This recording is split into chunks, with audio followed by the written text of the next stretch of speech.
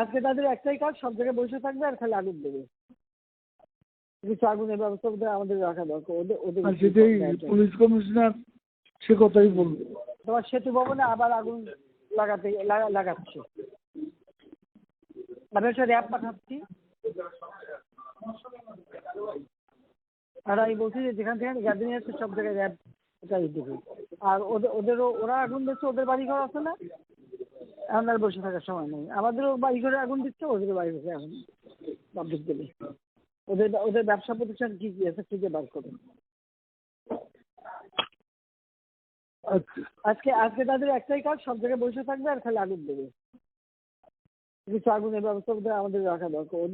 সেটাই police commissioner সে কথাই বলবে। জি,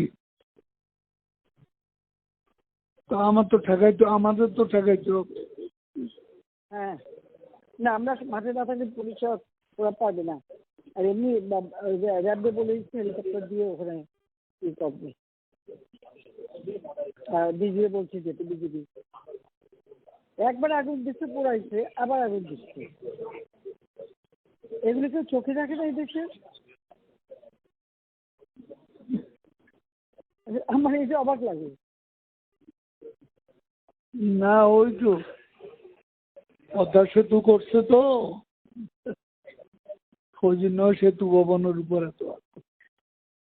না পদ্মা সেতু তোমার টোল প্লাজা পুরাই একেবারে ছাই করে দিচ্ছে, মেট্রো রেল করছে, সব জায়গায় তো কোথায় না আগুন দিচ্ছে তারা। বিটিআরসি ভবন পোড়াইছে, বিটিভি ভবন পোড়াইছে। মানে বাংলাদেশটা যে উন্নতি করছে, এখন যা যা করছে সব ধ্বংস করছে। এটা বলো যে জনগণকে বলো যে আপনাদের জন্য যেটা করা হয়েছে আজকে এরা সেইগুলি পড়ায় শেষ করে দিচ্ছে। আর আমাদের সাথে কথা হয় একরকম, তারা চলে যেয়ে করে আর এক রকম।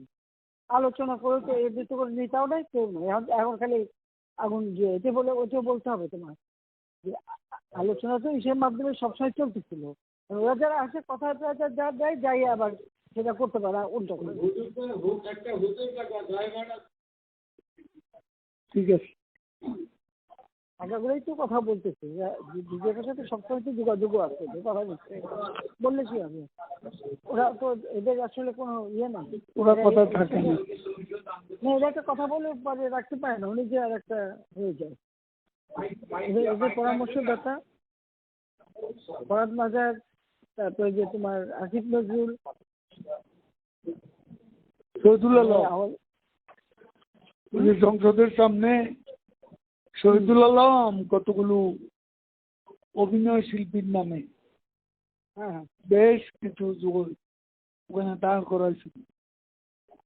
পরে আমাদের লোকজন প্রেশার দিয়ে ওই যে পুলিশ এদের হটাইয়া ওদিকে বের করে পান গেছে।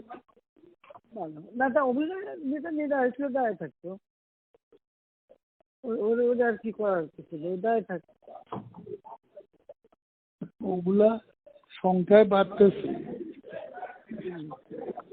দাঁড় করাইয়া এরপরে সংখ্যায় বাড়তেছে। ও আচ্ছা, এই জন্যই একটা দুরভিসন্ধি। শহীদুল আলম ইনভলভ তো। হ্যাঁ হ্যাঁ, কাজে ওটা তো বুঝে বুঝে যে আমেরিকা পুরো ইনভলভ। আমরা তাহলে 23-এ যাই, একটু গায়েবানা জানাজাটা পড়ে।